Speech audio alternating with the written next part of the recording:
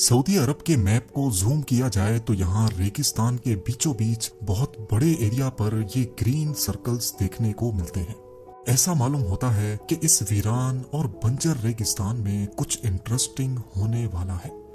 Gobi desert दुनिया का सबसे तेजी से बढ़ने वाला रेगिस्तान है। चाइना से लेकर मंगोलिया तक फैला हुआ ये रेगिस्तान हर साल 6000 स्क्वायर किलोमीटर हरी भरी जमीन निकलकर पीछे बंजर जमीन छोड़ रहा है। यही वजह है कि इतने बड़े लैंड एरिया में अब सिर्फ चंद हजार लोग ही रहते हैं। सिर्फ गोबी डेजर्ट ही नहीं है जो तेजी से फैल रहा हो, दुनिया में मौजूद तमाम रेगिस्तान ही आहिस्ता आहिस्ता फैल रहे हैं। और ऐसा होने की सबसे बड़ी वजह क्लाइमेट चेंज और ग्लोबल वार्मिंग है, जिसके किसी हद तक जिम्मेदार हम इंसान खुद हैं। दरख्तों को अपने मकसद के लिए काटना और धड़ाधड़ इंडस्ट्रीज लगाकर माहौल को खराब करना, ये इंसान की बनाई हुई ऐसी तबाही है जिसको डेजर्टिफिकेशन कहा जाता है।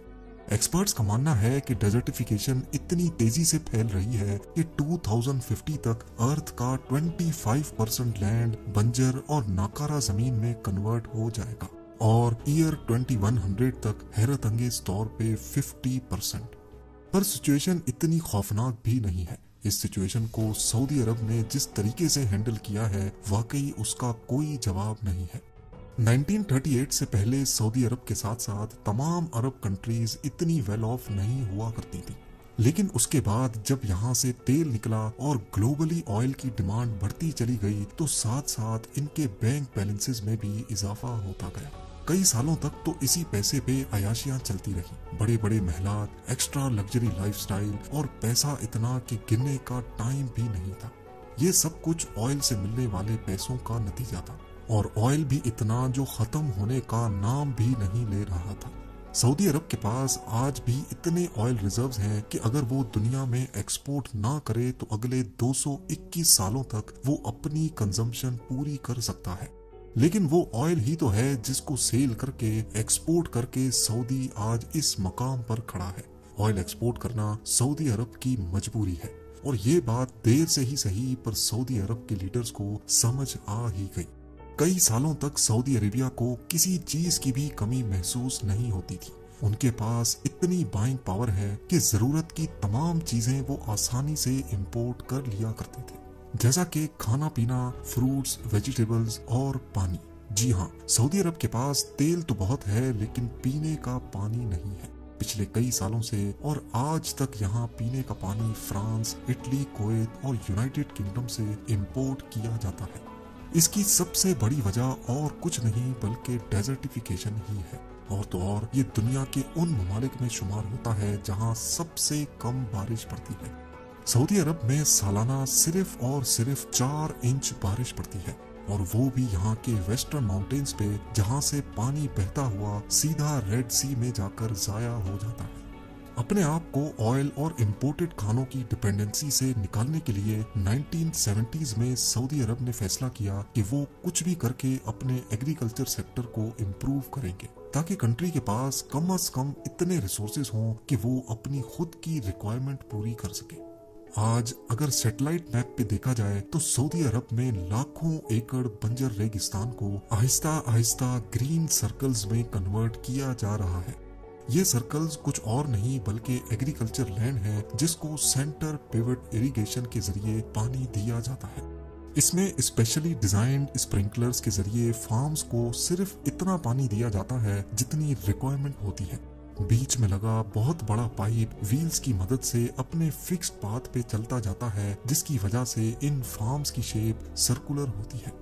वादी अल दवासर में बना ये farm land total 5000 square kilometre के एरिया पर फैला हुआ है, जो हर गुजरते साल बढ़ता ही जा रहा है। इसमें छोटे छोटे हजारों ग्रीन डॉट्स जो हमें दिख रहे हैं, ये 1 किलोमीटर डायामीटर जितने बड़े फार्म्स हैं, यानी करीब एक सर्कल 100 एकड़ जितना बड़ा है। नॉर्मल इरिगेशन सिस्टम, जिसको फ्लड इरिगेशन भी कहा जाता है, उसमें ज्यादातर पानी जमीन एब्जॉर्ब कर लेती है और काफी एवोपरेट भी हो जाता है। लेकिन क्योंकि सेंटर पिवट इरिगेशन में सिर्फ उतना ही पानी दिया जाता है जितनी फसल को जरूरत होती है, यही वजह है कि इसमें 90% पानी की बचत की जाती है। सिर्फ यही एक जगह नहीं है जहां सऊदी ऐसे फार्म लैंड्स बना रहा है।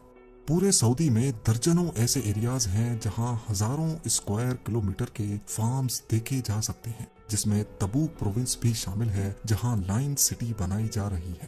پر سوال یہ ہے کہ ان فارمز کو بنانے کے لیے سعودی کے پاس اتنا پانی آتا کہاں سے ہے، جبکہ یہاں نہ تو کوئی پرماننٹ ریورز ہیں اور نہ ہی یہاں اتنی بارشیں پڑتی ہیں۔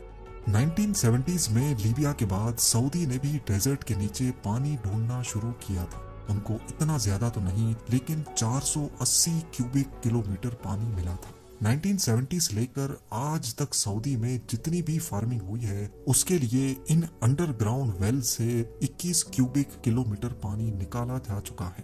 صرف یہ انڈر گراؤنڈ ایکویفرز ہی نہیں ہے جس پہ سعودی عرب کی ڈیپینڈنس ہو۔ ڈی سیلینیشن کے ذریعے پانی بنانے والا سب سے بڑا ملک بھی سعودی عرب ہی ہے، لیکن ظاہر ہے یہ سب ایسے ہی نہیں چلنے والا۔ ڈی سیلینیشن کے لیے بہت انرجی چاہیے جو فی الحال فیول اور نیوکلیر انرجی سے مل رہی ہے، اور انڈر گراؤنڈ ایکویفر کا پانی لمیٹڈ ہے جو کہ 50 سالوں میں ختم ہو جائے گا۔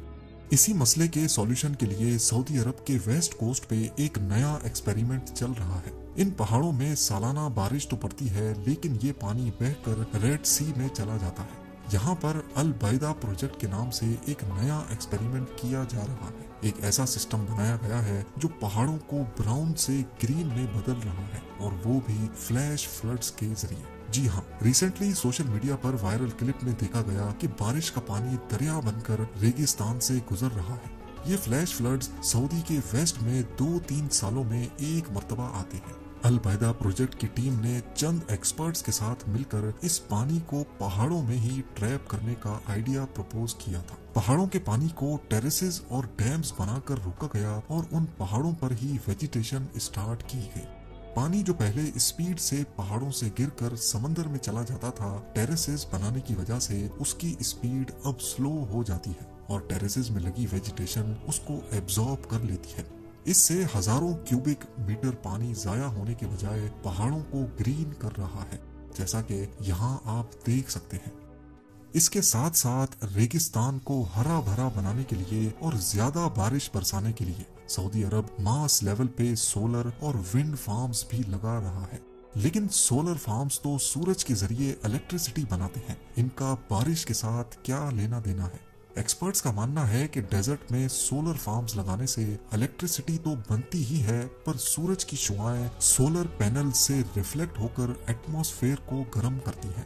ایٹماسفیئر میں موجود واٹر ویپرز گرمائش کی وجہ سے اوپر جاتے ہیں اور ٹھنڈی ہوا سے ٹکراتے ہیں، جس سے بارش پڑنے کا چانس بڑھ جاتا ہے۔ اسی طریقے سے ونڈ ٹربائنز بھی ہوا کو اوپر کی طرف پھینکتی ہیں۔ اس طریقے سے زیادہ تو نہیں، لیکن سالانہ 5 سینٹی میٹر زیادہ بارش پڑے گی۔ جو علاقے بالکل بنجر پڑے ہیں وہاں کم از کم جنگلی جھاڑیاں پیدا ہو جائیں گی، جس سے ڈیزرٹیفیکیشن کو روکا جا سکتا ہے۔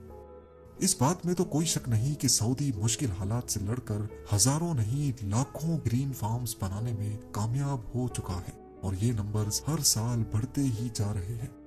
1960 میں جہاں سعودی کے پاس صرف 11,400 اسکوائر کلومیٹر فرٹائل لینڈ تھا، 50 سالوں کی محنت کے بعد اب یہاں 35,000 اسکوائر کلومیٹر ایریا پر صرف فارمز بنے ہیں۔